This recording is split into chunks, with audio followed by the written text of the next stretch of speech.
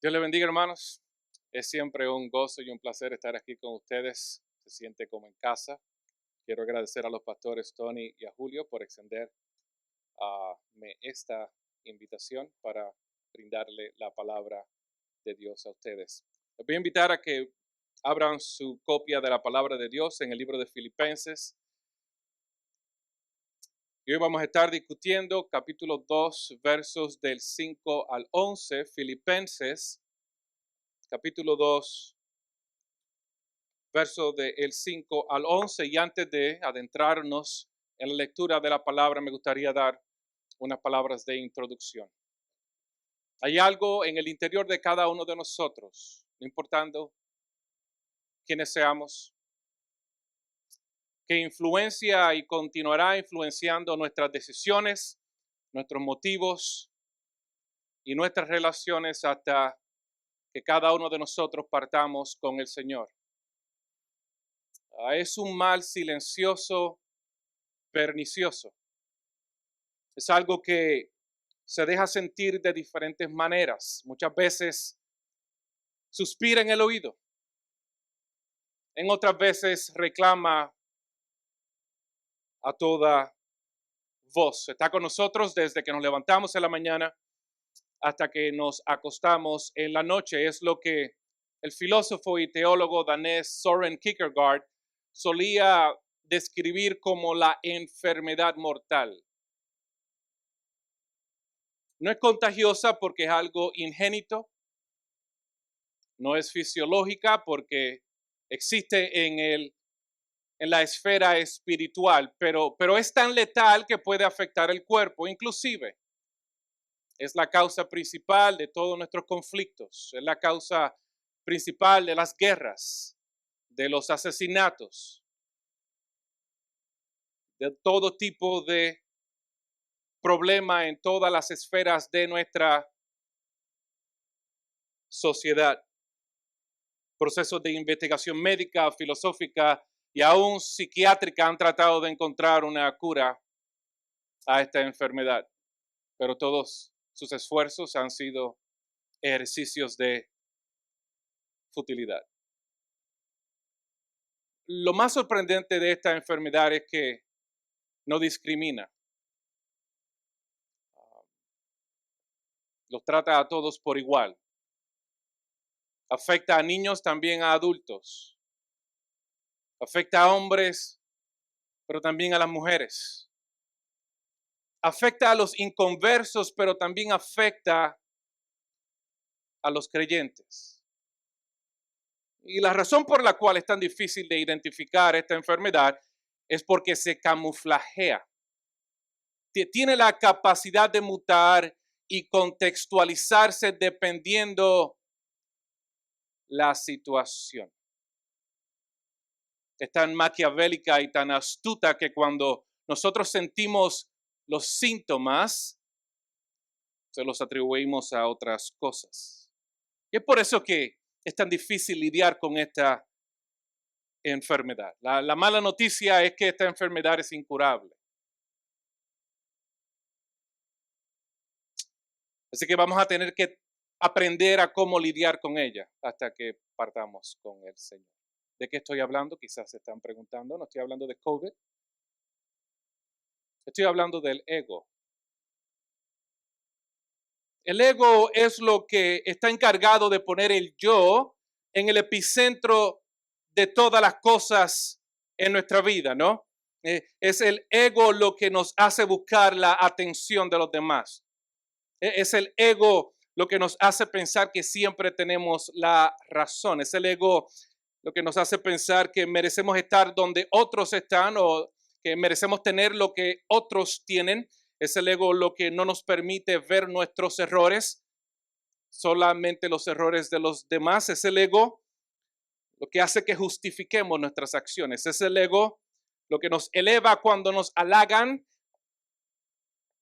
y nos hunde cuando nos ignoran. Es el ego el que nos hace reaccionar cuando nos faltan el respeto. Es el ego el que nos hace discutir cuando las personas no hacen las cosas de la manera en que nosotros las hacemos. Es el ego el que nos hace pensar que podemos cambiar a nuestra pareja. Es el ego el que nos destruye cuando realizamos que no somos tan fuertes como pensábamos. Es el ego lo que está detrás de la famosa autoestima. Es el ego el que nos hace creer que somos más importantes que los demás. Es el ego lo que está detrás del orgullo, la arrogancia y las ambiciones. Es el ego lo que está constantemente buscando reconocimiento. Es el ego el que se hiere cuando nosotros decimos, me heriste mis sentimientos, ya que los sentimientos nos sufren. Es el ego el que nos hace pensar que merecemos la gracia de Dios y no su ira.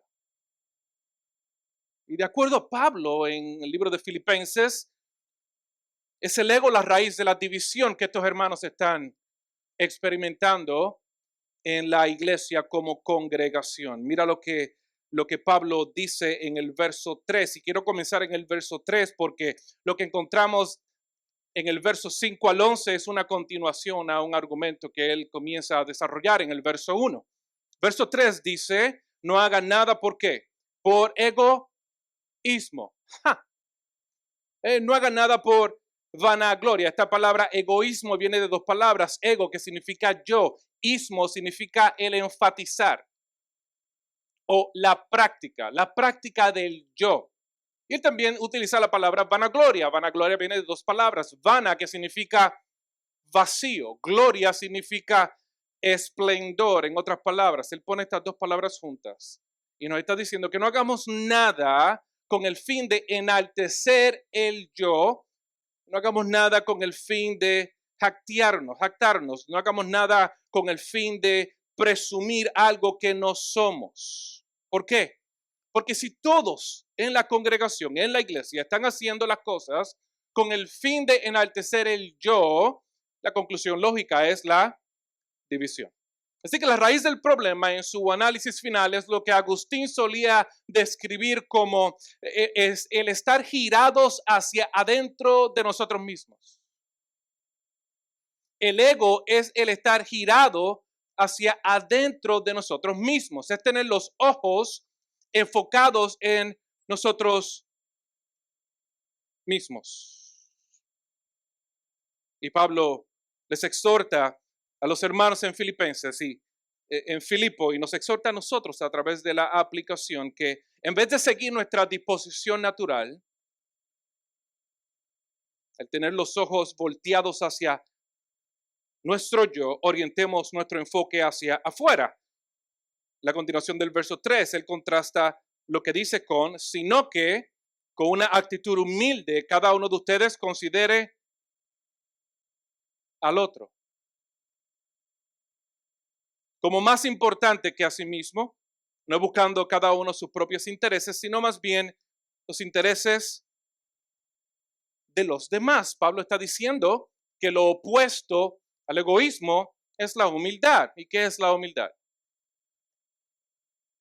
Me gusta como C.S. Lewis lo planteaba. La humildad no es pensar menos de ti mismo, la humildad es pensar en ti menos. De acuerdo a Pablo, ¿cómo es que la humildad trabaja? Fácilmente, considera al otro como más importante que tú. ¿Se podrán imaginar cuántos problemas nos evitaríamos si consideráramos al otro más importante que nosotros? Y nos dice que busquemos el interés de los demás. Quiero que presten atención a las palabras otro, la palabra demás. Pablo le está recordando que la solución en contra de la división que ellos están experimentando estriba nuestro punto de partida. Pablo les dice que no quiero que comiences con el yo. Quiero que comiences con el ellos o ustedes. La humildad es el estar girado hacia afuera de nosotros. Y si eres humano de carne y hueso, estarás pensando, ¿y quién podrá hacer esto? ¿No? Si todos nosotros luchamos con esto, ¿quién realmente podrá hacer esto? Si nos levantamos con esta enfermedad, nos acostamos con esta enfermedad, ¿quién realmente puede enfocarse en otras personas? ¿Quién podrá comenzar sus relaciones pensando en el bienestar de los demás. La opinión pública, la opinión secular y popular es que solamente la escoria de este mundo, ¿no? Los pobres de este mundo, los que han tocado fondo, son las únicas personas que tienen la capacidad de considerar a otros como más importantes que ellos porque ellos no tienen nada. Pero Pablo contradice esa noción. Y él dice que la persona más poderosa, que la persona más rica, que la persona con más majestad, la única persona autosuficiente, la única persona independiente, demostró este tipo de actitud. En el verso 5 nos dice, haya pues ustedes esta actitud que hubo también en Cristo.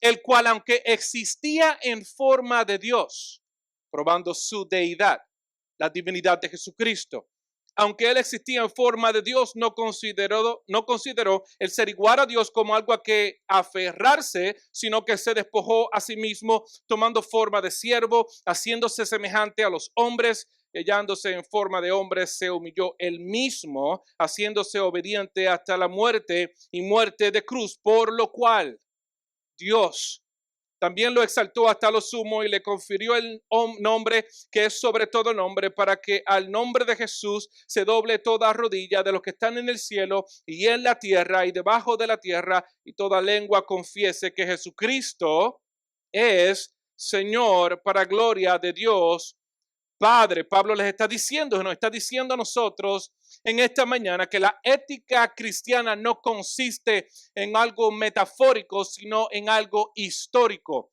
Que Jesús, el Dios creador de todas las cosas, creador del universo, su creador, poseyendo honor, poder y majestad, no consideró su estatus divino, sino que se sometió al plan del Padre, que se despojó de su gloria, haciéndose semejante a los hombres, que se humilló tomando la forma de un esclavo, que estuvo dispuesto a morir la muerte más atroz en la historia de la humanidad. En otras palabras, Jesús consideró a otros como más importantes que a sí mismo. Jesús no buscó sus propios intereses, sino que buscó tu interés y el mío.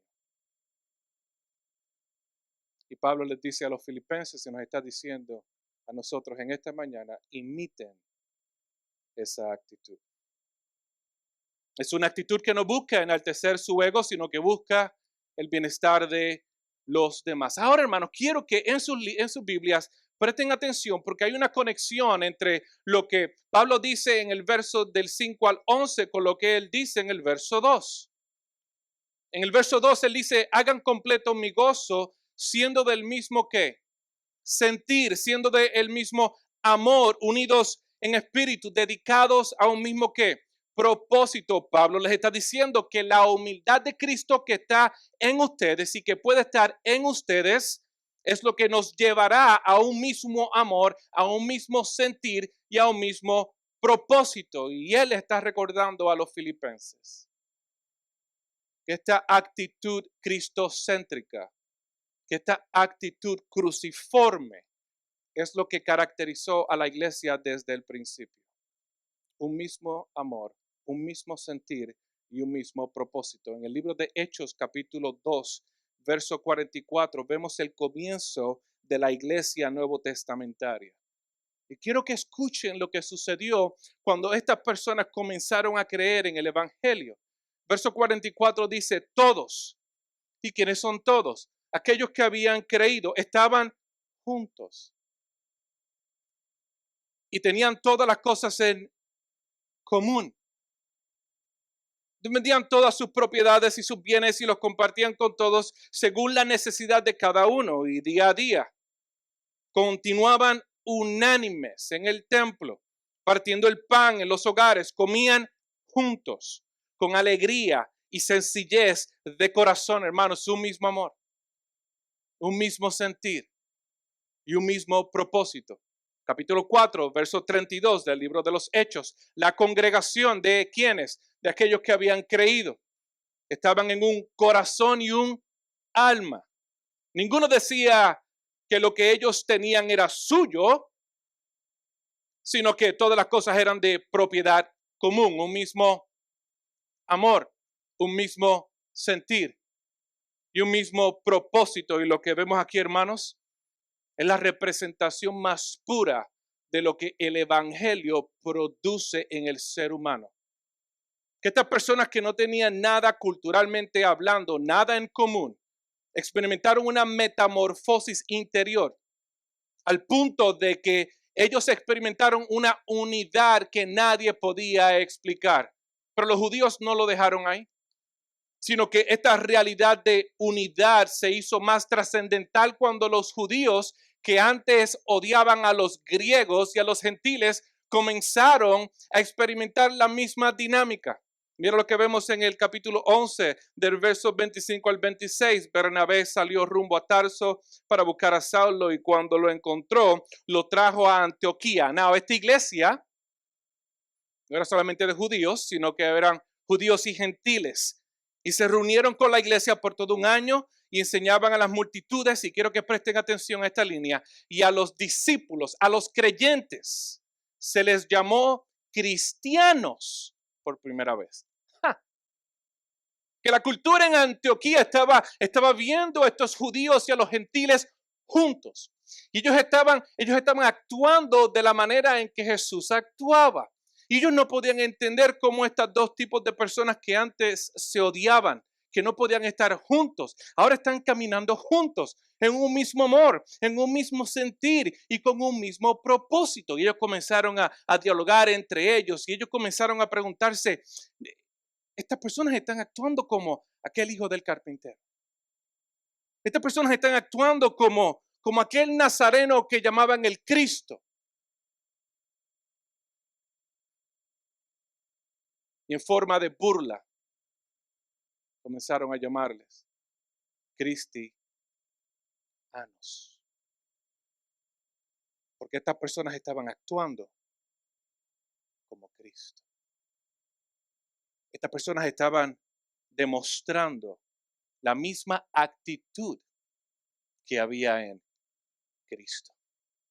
Y Pablo le está recordando a los filipenses y nos está recordando a nosotros que esa es la ética cristiana, que eso es lo que nos distingue del mundo, un mismo sentir, un mismo amor y un mismo propósito. Que Jesús, siendo Dios, no consideró su bienestar, ni su prestigio, ni su comodidad como algo a que aferrarse, sino que se humilló a lo sumo. Siendo Dios, tenía el derecho de exigir, mas no lo hizo. Que siendo Dios tenía el derecho de negarse, mas no lo hizo. Que siendo Dios tenía el derecho de exterminar a su creación y terminó siendo exterminado por su creación. Este texto nos invita a hacernos esta pregunta. ¿Es esta la actitud que está en nosotros? ¿Es esta la actitud que está en nosotros? Y la realidad, hermanos, es que esto va en contra de todo lo que nosotros deseamos, ¿no? Esto es una actitud contracultural, contraantropológica, porque nosotros por naturaleza no deseamos eso. Por naturaleza nosotros queremos nuestro propio bienestar. Por naturaleza nosotros no queremos negarnos a nosotros mismos, sino que queremos afirmar nuestras posiciones. Por naturaleza queremos estar siempre correctos. Por naturaleza queremos que la gente pague por lo que hace, ¿no? Esa es nuestra actitud. Y Pablo está diciendo, si seguimos actuando de esa manera, división va a reinar en la iglesia. Por lo tanto, imiten a Cristo. Imiten a Cristo. Imiten su humildad. Imiten su actitud. Y Pablo estructura esta prosa de versos 5 al 11, que dicho sea de paso, se convirtió en el primer himno de la iglesia primitiva. Se le conoció a estos versos como el Carmen Christi. Ellos cantaban este himno en la congregación. y de la manera que lo estructura realmente viola nuestra convención secular y convención popular. Es una dinámica completamente contracultural, porque a través de estos versos Él nos dice que el camino hacia arriba es hacia abajo. Que el camino hacia la exaltación no es el esfuerzo, sino la humillación. Es una estructura, es una dinámica, es una cosmovisión completamente contracultural. Veamos la humillación. En verso 6 vemos cómo Jesús se sometió al plan de Dios al no considerar su estatus. Mira lo que dice, aunque existía en forma de Dios, en el morfe de Dios, no consideró el ser igual a Dios como algo a que aferrarse. Jesús no tenía que hacer lo que hizo. Mas, sin embargo, Él no consideró su privilegio. ¿Cuántos de nosotros hiciéramos lo mismo? Pero Él continúa, porque no solamente vemos cómo Jesús se sometió al plan de Dios al no considerar su estatus divino, sino que Jesús se despojó de su gloria. Verso 7 dice, sino que se despojó a sí mismo, tomando forma de siervo, haciéndose semejante a los hombres y hallándose en forma de hombre. Y quiero explicar algo, porque este texto nos dice que Jesús se despojó de su divinidad. Eso es una herejía.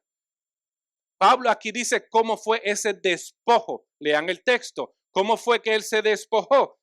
Simple, tomando la forma de esclavo. ¿Cómo fue que él se despojó? Haciéndose semejante a los hombres. ¿Cómo fue que él se despojó? Hallándose en forma de hombre. Me gusta cómo Tomás de Aquino lo describe. Él se despojó de sí mismo, no dejando su naturaleza divina, sino que tomando la naturaleza de hombre. Solamente vemos que Jesús se sometió, que se despojó, pero vemos que se humilló. Verso 8 dice, se humilló él mismo, haciéndose obediente hasta la muerte y muerte de cruz. ¿Cómo fue que Jesús se humilló? Viviendo la vida que usted y yo nunca vamos a poder vivir. ¿Cómo fue que Él se humilló? Muriendo la muerte que usted y yo merecemos. Yo creo que todavía no entienden lo que está sucediendo aquí. Que Dios, teniendo todos los privilegios en su trono, se despojó de lo que realmente le pertenece a Él para tomar tu lugar y mi lugar. ¿Y quiénes somos nosotros? ¿Gente preciosa que merece amor? No. Somos la escoria de este mundo.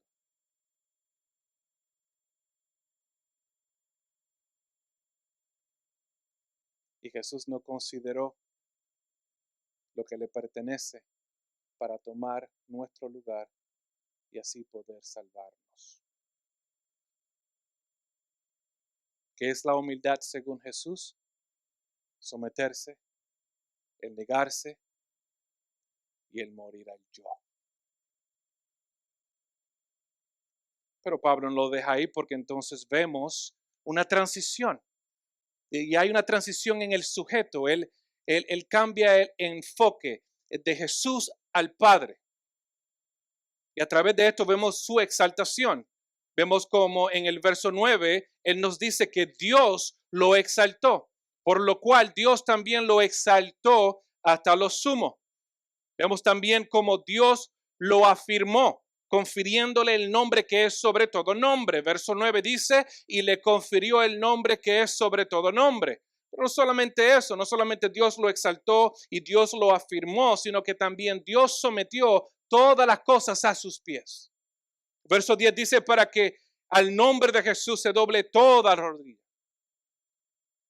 de los que están en el cielo y en la tierra y debajo de la tierra, y toda lengua confiese que Jesucristo es Señor, para gloria de Dios Padre. Ven la inversión aquí, es algo poético. Jesús se sometió a Dios, Dios sometió todas las cosas a él.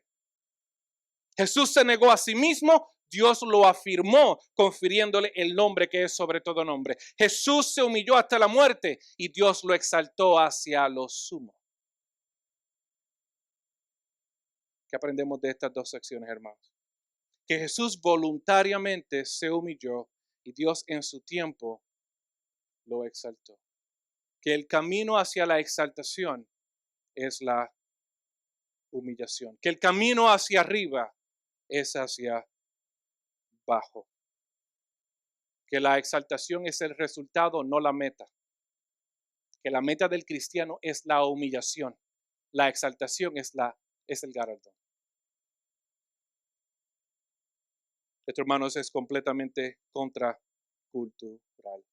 Porque vivimos en una cultura que premia la exaltación. Vivimos en una cultura que premia la exaltación personal a costa de la humillación de los demás, ¿no? Porque eso es lo que nosotros valoramos como seres humanos.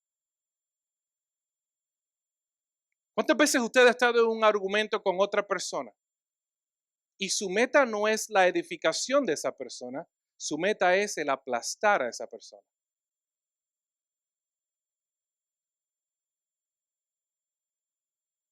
En sus relaciones matrimoniales. ¿Cuántas veces usted solamente quiere estar en lo correcto aunque está mal y no tiene la capacidad de admitirlo? ¿Por qué? Porque nuestro deseo siempre es ser exaltado.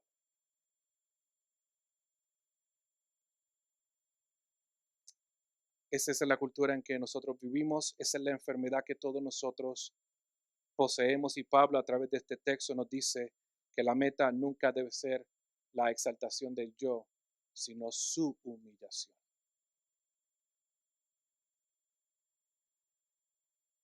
Quizás podríamos pensar que esto es una ética boca arriba o al revés. No, esta es la ética correcta. Esta es la manera de Jesús.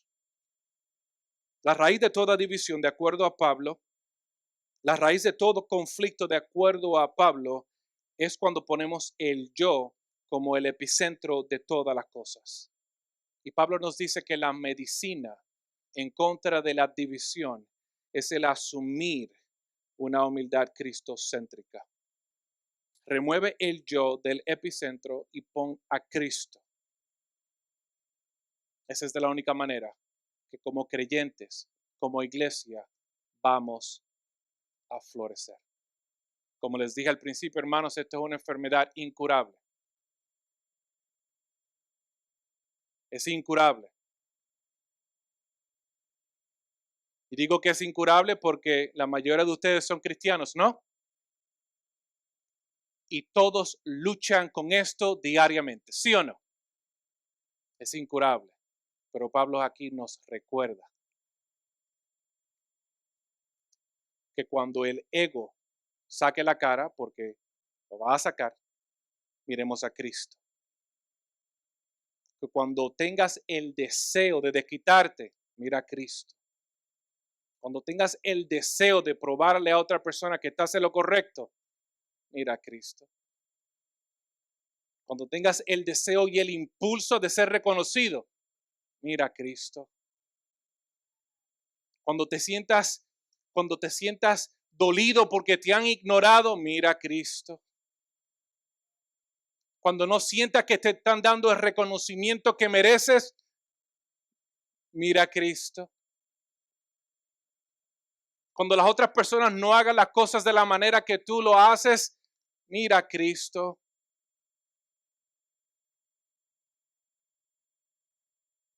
Él es nuestro ejemplo. Él es nuestro ejemplo. Él se despojó de su gloria, se despojó de sus privilegios, tomó la forma de hombre y se humilló. Y si Él lo hizo, nosotros también lo podemos hacer. Eso es lo que Pablo nos quiere decir. Así que hermanos, recordemos esto diariamente. Vivamos a la luz de lo que hizo Cristo. Luchemos con esto, porque esa es de la única manera que vamos a florecer como creyentes y como iglesia. Que Dios nos ayude.